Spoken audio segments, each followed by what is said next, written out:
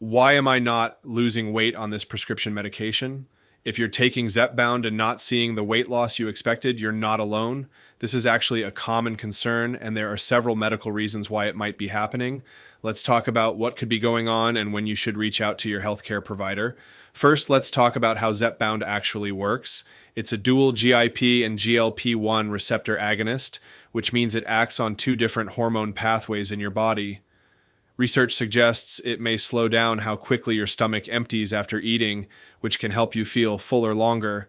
It may also work on parts of the brain that regulate appetite, potentially reducing hunger signals and food cravings. The exact mechanisms aren't fully understood yet, but these combined effects can help reduce how much you eat and create the conditions needed for weight loss. Now, here's something important to understand about the dosing. Zepbound requires gradual dose escalation over time. Your healthcare provider will start you on a lower dose and gradually increase it based on how you respond and tolerate the medication. This gradual increase is by design and is individualized to each patient. If you're still in the early stages of treatment or haven't reached the dose your doctor has determined is right for you, you may simply need more time. Your body needs to adjust to each dose level before your provider considers moving to the next one. Never change your dose without your clinician's guidance. One of the most common reasons for a plateau is something called metabolic adaptation.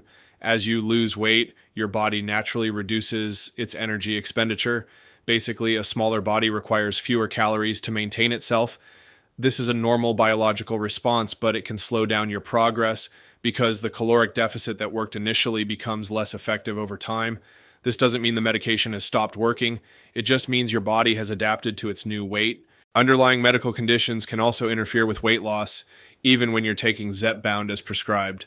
Conditions like hypothyroidism, polycystic ovary syndrome, or sleep disorders can all make weight loss more challenging. If you have any of these conditions, it's worth discussing with your healthcare provider whether they're being adequately managed. Medication interactions are another factor to consider. Some medications can promote weight gain or interfere with weight loss efforts. These might include certain antidepressants, antipsychotics, corticosteroids, or medications for diabetes.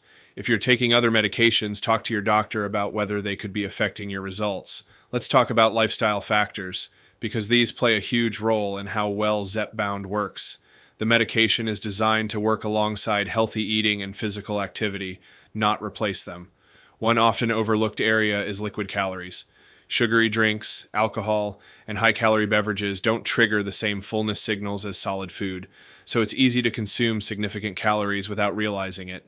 Physical activity matters too. While Zepbound can help reduce appetite, regular movement helps maintain muscle mass and supports your metabolism as you lose weight. You don't need to become a marathon runner, but finding ways to stay active can make a real difference.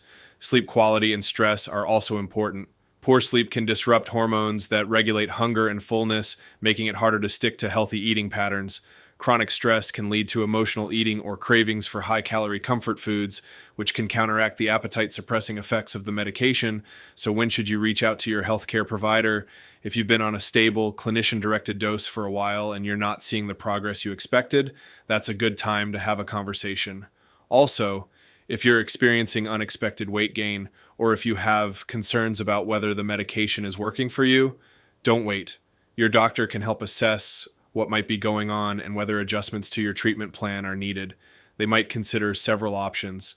This could include evaluating whether your current dose is appropriate for you, checking for underlying medical conditions that haven't been addressed, reviewing other medications you're taking, or discussing lifestyle factors in more detail. Sometimes small adjustments can make a significant difference.